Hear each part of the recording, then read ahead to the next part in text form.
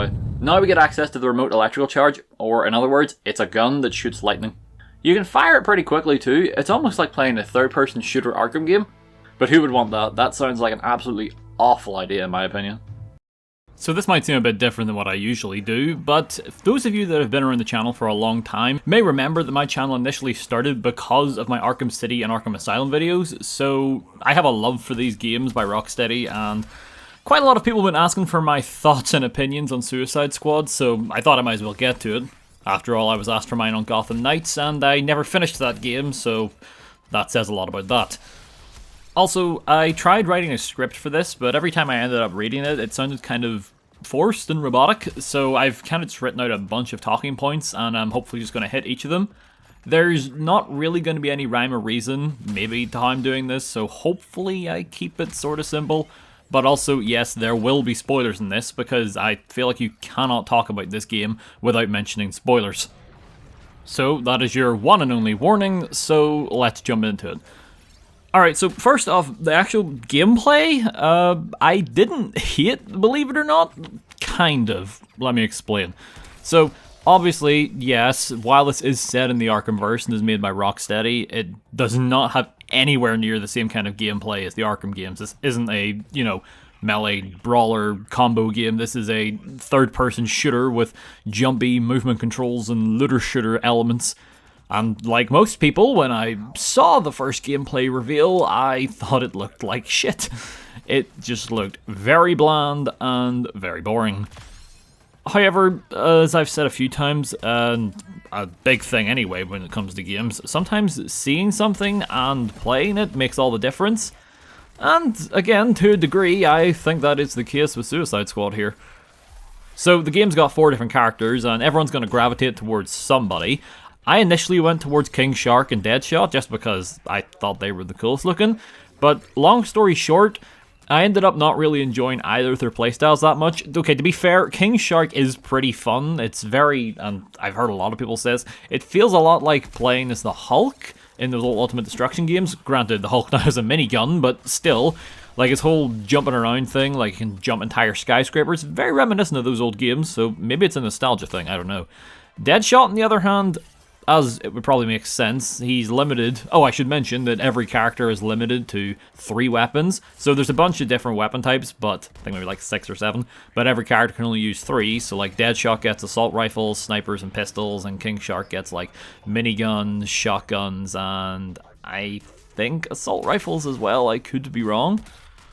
Goes to show how much I played as him, really. Yeah, so when I was playing as them, I thought, oh, this is not good. Like, it just feels bad to say, oh, it's floaty as Deadshot. But yeah, he's like a fucking jetpack. You know what I mean? That's kind of the point of his gameplay style. But yeah, it just wasn't jiving with me. And the less I say about Harley Quinn in this, the better. She's good, like when it comes to story cutscenes and the acting and whatnot. But like her gameplay, like I don't mind her weapon set of SMGs, pistols, and miniguns. I think it's funny watching small girl Harley Quinn run around with this gun that is like nearly the same height as her. But her traversal style, which by the way, the traversal is just as much a part of the gameplay as the gunplay is. Like it's all tied together, it all meshes well when you get it going. Hers is like a really gimped, shitty version of Spider-Man's. Like, so basically at the start of the game, everyone gets these upgrades, and Harley gets a bat drone that follows her about, and she can grapple to it and basically swing like Spider-Man. The only problem is, unlike the Spider-Man games, you can't just keep doing it. There is a brief, albeit very noticeable cooldown between each grapple. Now you can replenish it by like activating her dive where she goes down and it speeds it up, but you're also going to need to be decently up high because she falls so damn fast that most times when I did it, I ended up going back down to street level, so then I just needed to grapple back up to somewhere else. Now she can grapple like Batman in the Arkham games towards things, but she doesn't get anywhere near the boost that he gets whenever you have the grapple boost. So yeah, her traversal just didn't jive with me, which was kind of a shame because I actually did enjoy her weapon selection. In the end, I ended up going with Captain Boomerang because I like shotguns, like a lot. They're kind of my go-to weapon if I have to use them in a game. I went with Boomerang in a shotgun build because his entire playstyle is kind of like zip in, get a bunch of shots off, and then zip away really quick. So kind of like hit and run. And I just really enjoyed that gameplay style. Plus, his traversal thing is he gets this gauntlet infused with the Speed Force that basically allows him to teleport to any of his boomerangs that he throws. And it also gives him access to... Every character's got a quick, like, combat roll, Dark Souls-style dodge, right? Well, I say Dark Souls, I don't actually think it's got iframes, but whatever. Everyone's got one of those, but Boomerang also gets, like, a quick little zip that you can do in, like, multiple directions. You can either use it to, like, get more airtime, or you can use it to zip out of the way, or you can use it to go forward to get close to a building if you want to latch onto it to run up it. And that, in combination with his main traversal, like the throwing the boomerang and teleporting to it, is just, it works, it flows so well. Plus, if you throw the boomerang at the ground, and then tap the, I was on the Xbox, if you tap the A button, you activate a brief, like you briefly tap into the actual Speed Force, and he starts bolting like the Flash. And like, see, once I had all this down, like I was zipping in and out of enemies, using my automatic shotgun, just bam, bam, bam, just like absolutely eviscerating them, and then before anyone could do anything, just disappearing again into the wind. Like, I was having so much fun with this gameplay style. However, it's everything around it that starts to bring it down, and even though I was having fun in a lot of the combat scenarios, I'm also not blind. Like, almost all of the mission objectives are the exact same. It isn't like, again, I hate to keep using the comparison, but it was their previous game and it's tied into that universe, so it seems only fair. Unlike Arkham, there isn't really multiple gameplay styles. Obviously, in City and Asylum and Origins, you had the combat, you know, that's the main one, but then you also have the stealth sections, and you've got, like, puzzly elements, and the Riddler crap. The Riddler crap's back, but not to the same degree. That is... that's honestly a good thing, though, in a weird way. But, like, it's less variety, but at the same time, it's like, oh, thank God, I'm not going to spend 3 goddamn hours just doing all these. But, yeah, so basically every objective is go to point, see the aliens, shoot the aliens, that is it. Every now and then they'll throw in, like, you've got to destroy generators, you've got to collect data, you've got to maybe protect one of Poison Ivy's plants. Yes, she's back. And, you know, they're all technically different objectives, but at the end of the day, like, what are you doing when you get there? You're forced to fight a bunch of enemies, and it's a shootout, and that's it. Like, nothing is different. Flavor text is different, but that's it. Oh, there's also a crap ton of escort missions as well in this main story, and it's just like, oh, why?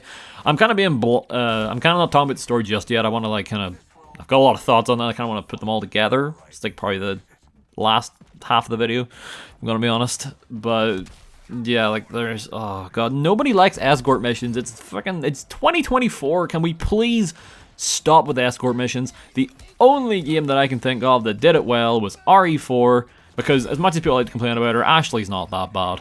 Anyway, I don't want to get off topic here, but yeah, everything's the same. There is a second gameplay style, right? Sorry, again, my notes, they're just all over the place.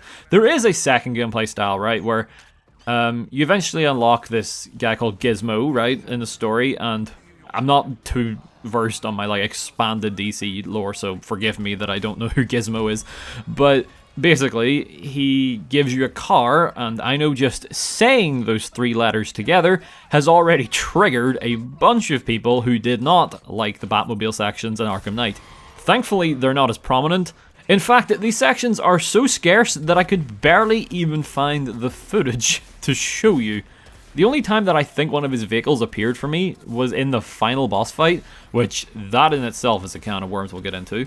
Well, that, and other than his missions to get the damn car, but yeah, like, it's implied that, like, they have a chance to spawn in during, like, I guess when you're doing side quests and stuff, but I'll be honest, I don't think that ever happened. It could be a bug, or it could just be them being overcautious that they know people really did not like the Batmobile sections. I mean, I did like the Batmobile, but I understand I am in the vast minority when it comes to Arkham Knight players. I suppose when we're done the topic of repetitive missions, I might as well mention the post-game. I know it's a bit weird to talk about the post-game before even talking about the story, but, well, this is a live service game, after all, so feels like I should wrap this in with the gameplay.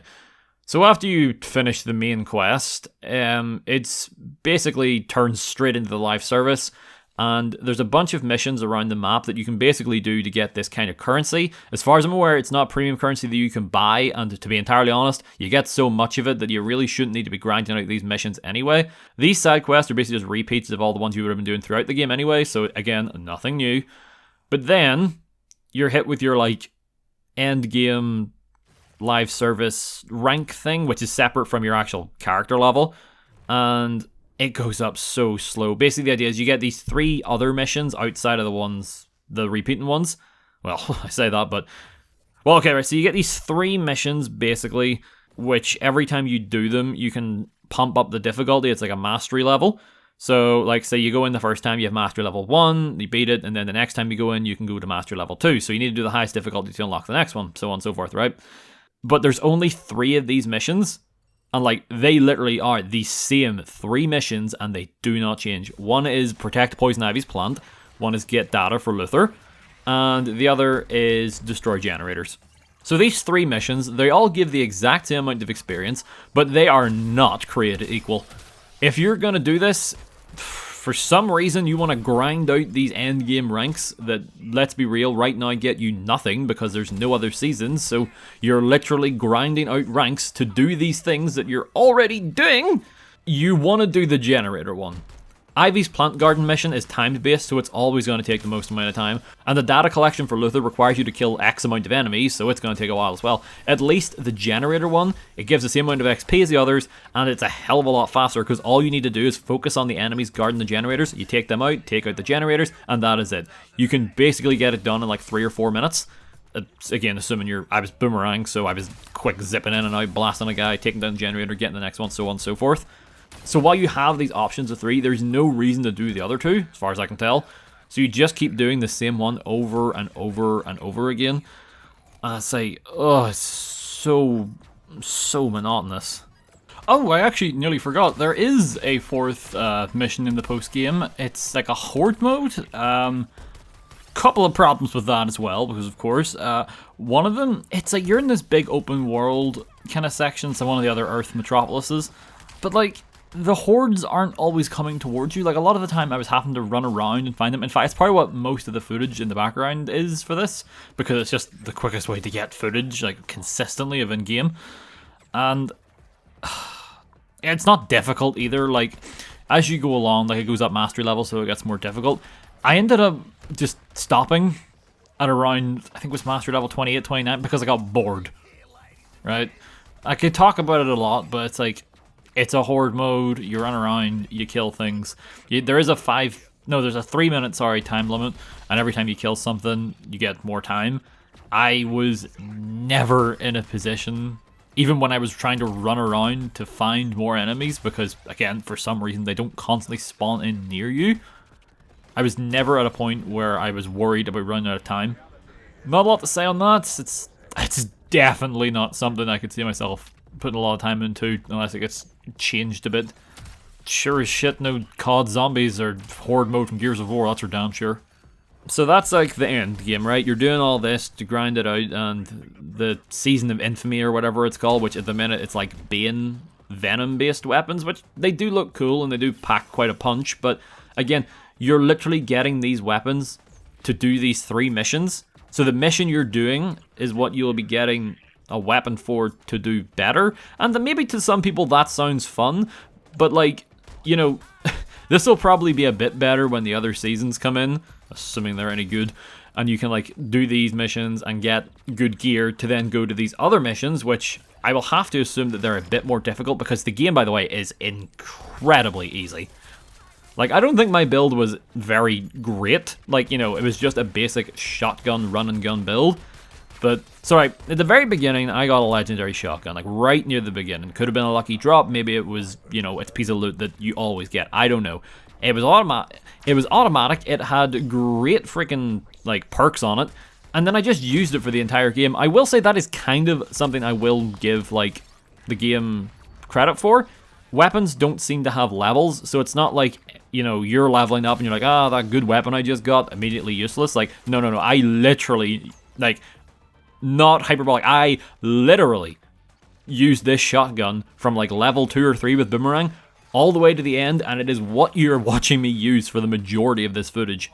Because as it stands, as you do the side quests and get things, you can like re-roll the stats a bit and upgrade your weapons. And again, there isn't like a level thing, so it's not like you're gonna re-roll this thing every like couple of levels. No, like I just did it every now and then because you get these Luther upgrades basically, where, you know, you can add more, you can like get a bigger magazine, better aim, better less spread on your weapons, whatever.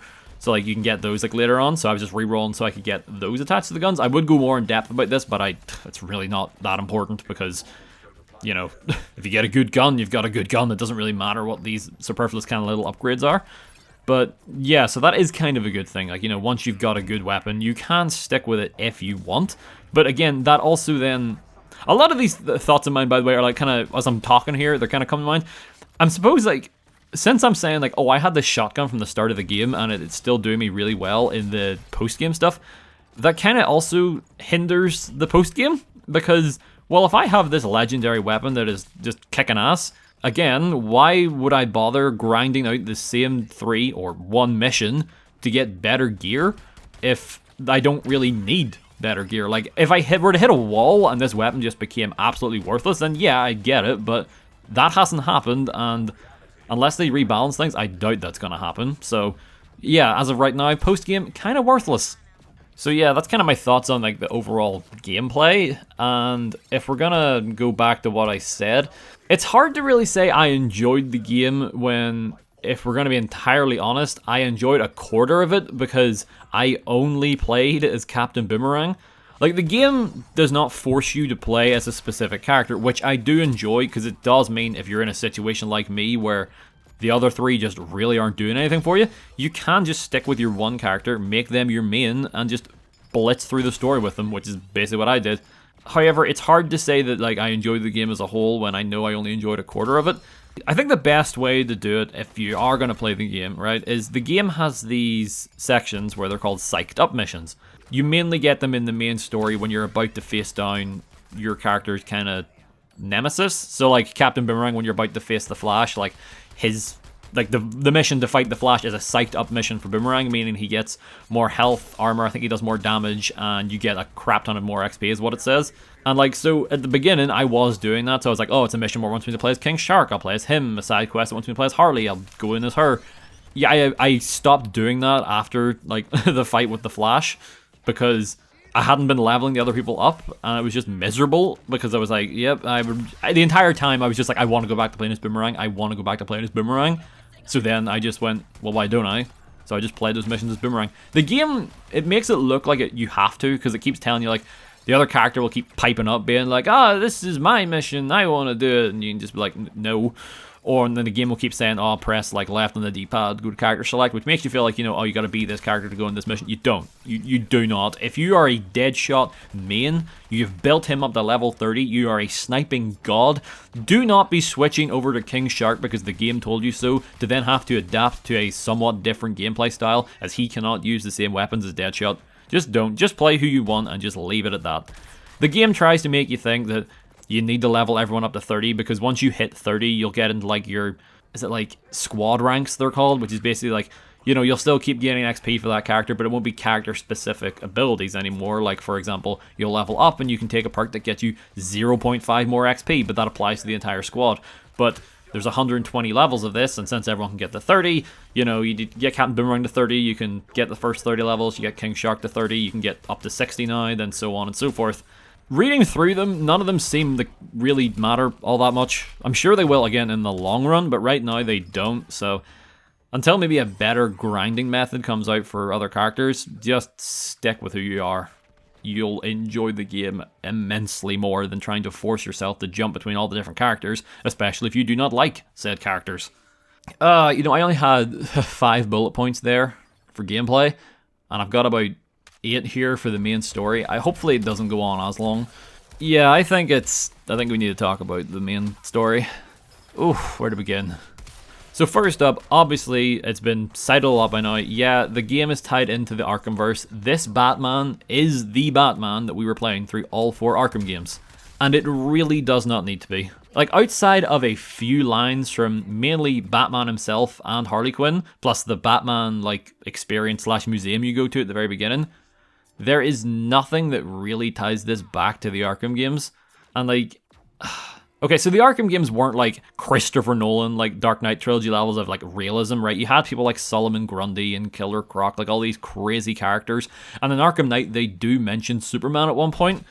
So you know these elements exist, but it feels like there's this big disconnect between this game and Arkham Knight, and I'm not just talking about the 9 years, like, real-life gap between it. There's 5 years in the game, for what it's worth, but it really doesn't mean anything.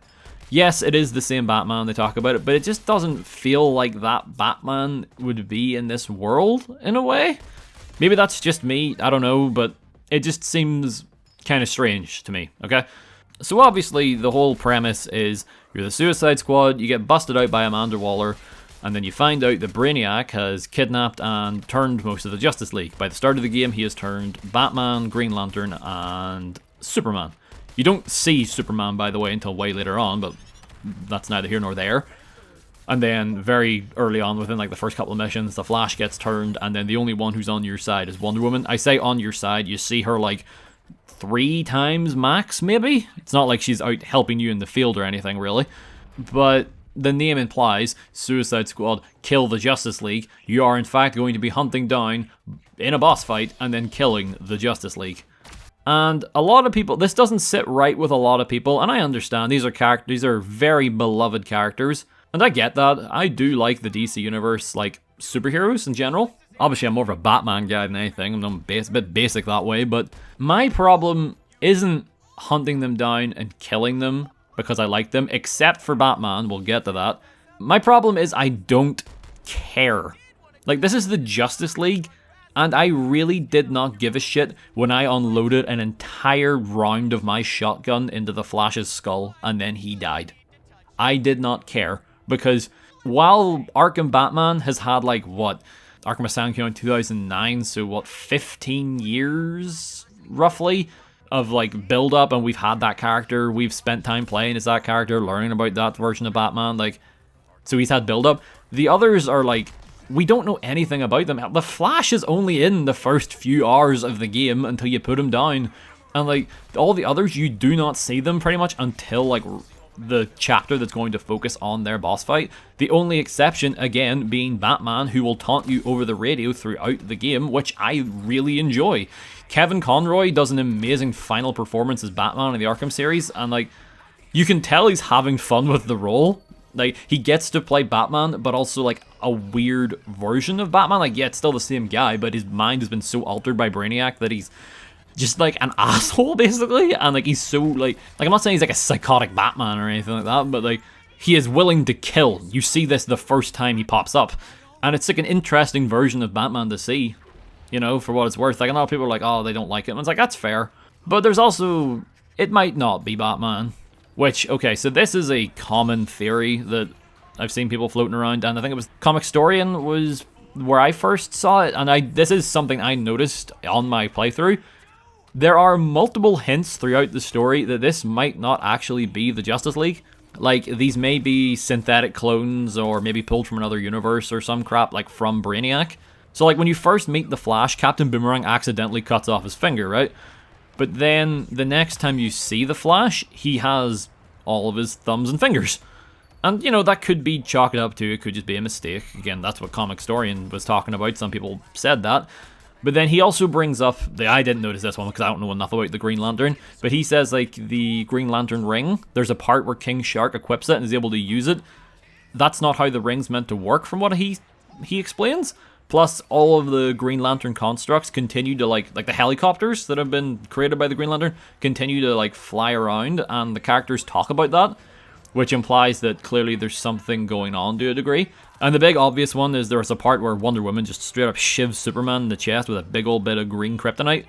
And like, it looks like it hurts him to a degree, but then he just kind of shrugs it off and murders Wonder Woman.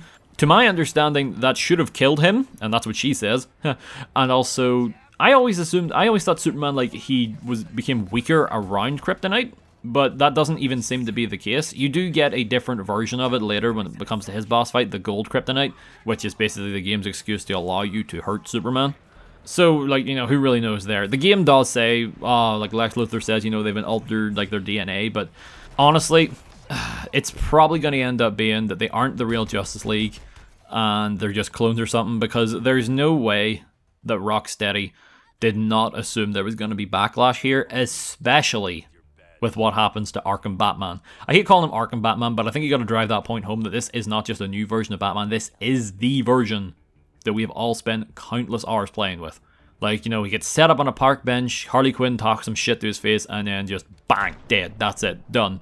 15 years, gone, ends like that. And like, you could have done the death better, and like, it's so anticlimactic that it feels like it's not done, which is a big feeling of the end of the story, I should add as well. But yeah, so Batman completely just bites the bullet, almost literally in fact, and then that's when Superman shows up and then you gun him down. Superman has, by the way, like maybe 2 or 3 lines of dialogue, I think, in the entire game. Like, you really do not get attached to him at all. It's impossible. I will say, I never would have thought of Nolan North as a good Superman, but it works. Like, it works very well. I just wish I could have seen him in his own Superman game. But it's very difficult, I imagine, to monetize and make a live service out of that, so of course not. Right, so I guess the big other thing about the story, like the story in general, is how it wraps up at the end. It doesn't, spoiler alert. But basically, right after you kill Superman, so that's all the Justice League dead by this stage. Now it's obviously time to fight Brainiac. And it basically pulls the old multiverse card. Right, granted, you have traveled to a different universe briefly by this point, but it rips the friggin' multiverse band-aid off and then some. It reveals that not only do you have to deal with one Brainiac, but you have to deal with 13 of them. This is very clearly the 13 seasons of the live service that this game is going to have, because each new world is going to be a new Brainiac, and then you're probably going to get a new character. I will say the prospect of 13 new characters is interesting, but we'll see how that pans out. So, yes, the game is incredibly unfinished. Like, you go to another universe, and you go to fight Brainiac, and by the way, the boss fight with Brainiac is laughable. You go in, and you think it's going to be something different, and then he just transforms into the Flash. Like, he literally becomes just a blue, purpley version of the Flash, and it is exactly the same as the boss fight with him. Like, and that was the first boss, by the way. Like, it was the intro boss, so to speak.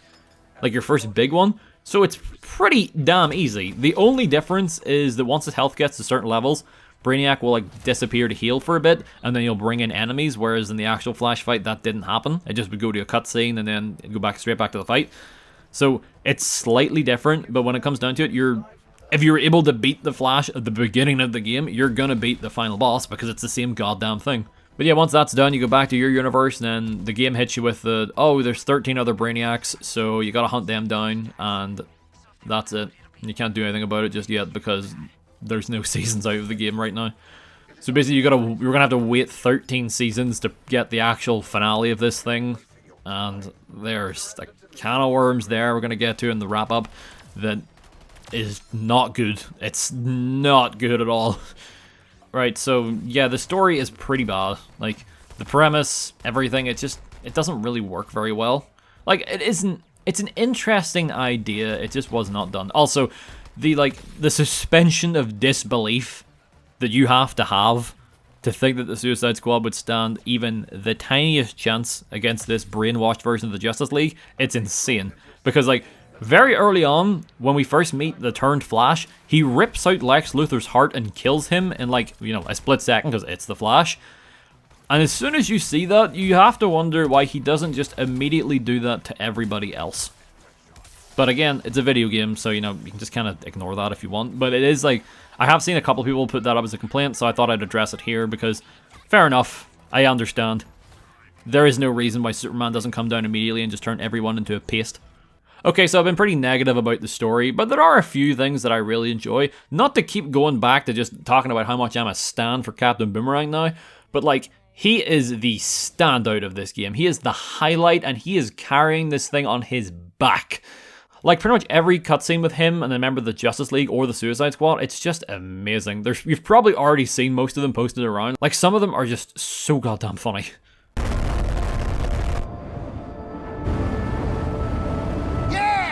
Superman!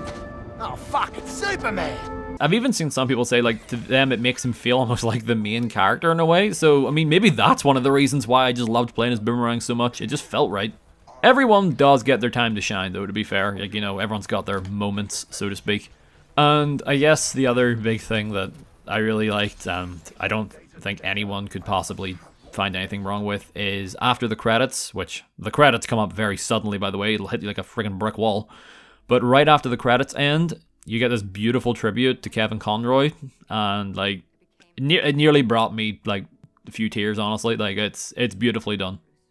And even the artwork they show you, like it's a clear like homage to his, performance in the Batman the Animated Series.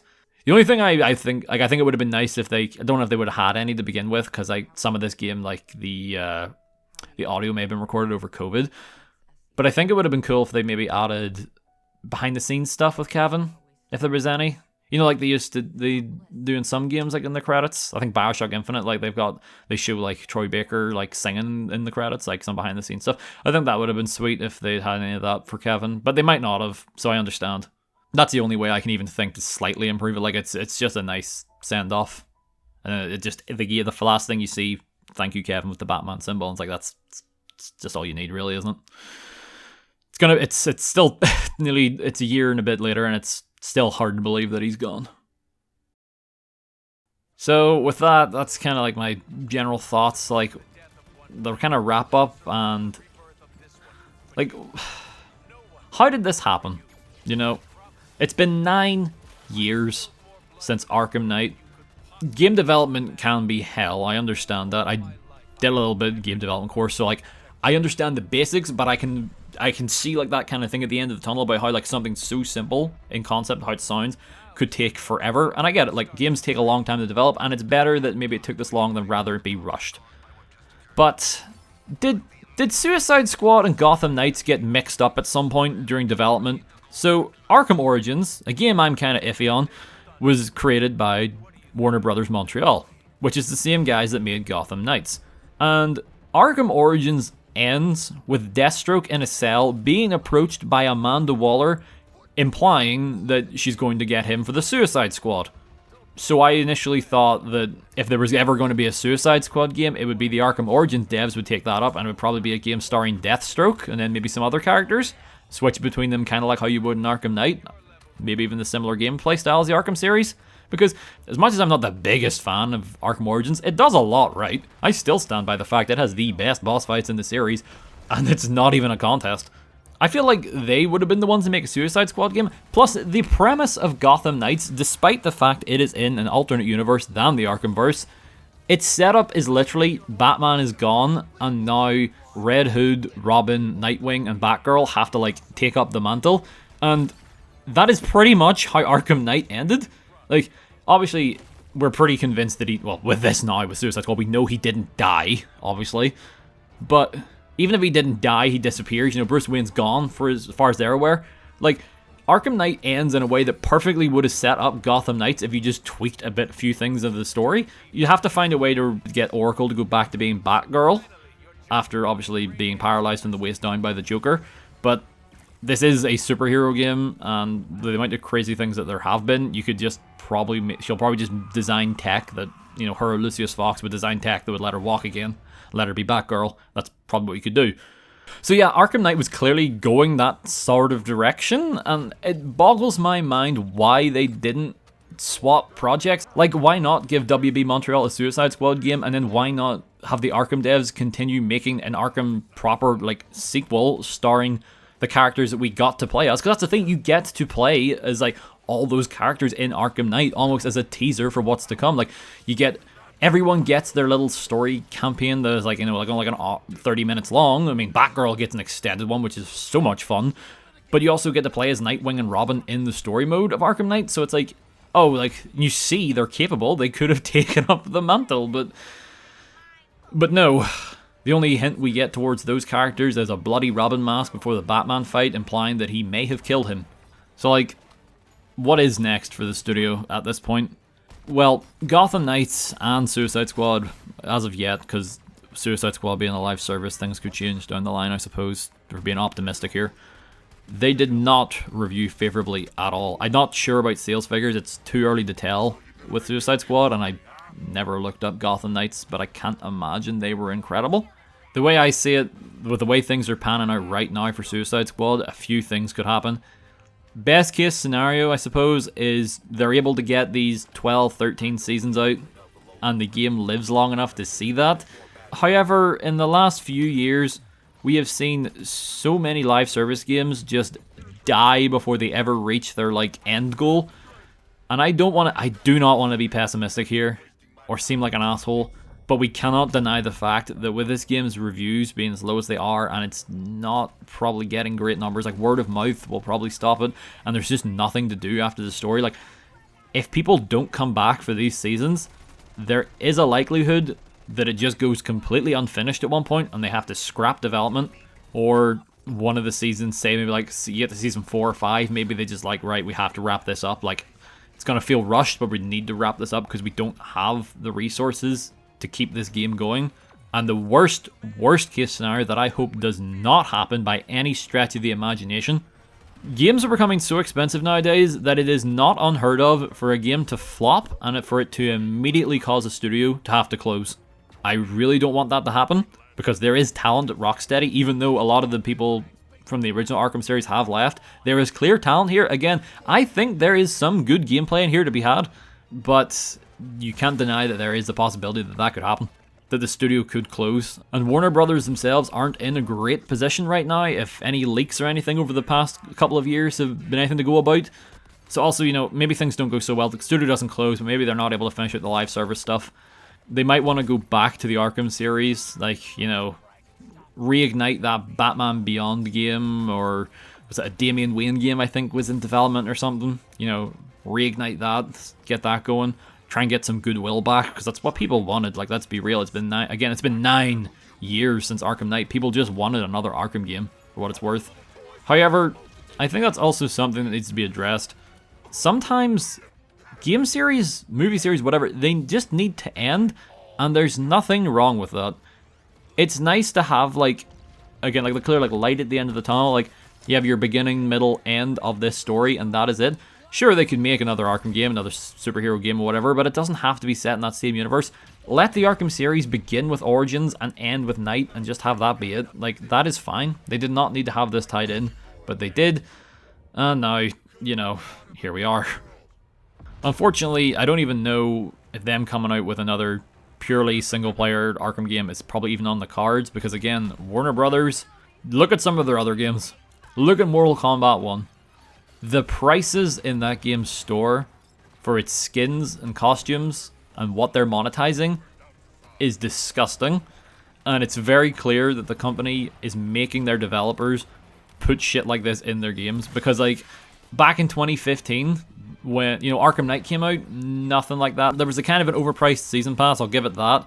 But then their other game in 2015, Mortal Kombat X, like, you know, you look at the prices for skins for MKX, you'd pay like £3-4 maybe for like 3 or 4 skins, and now you're paying like 10 quid for one skin with a couple of different color variations of it.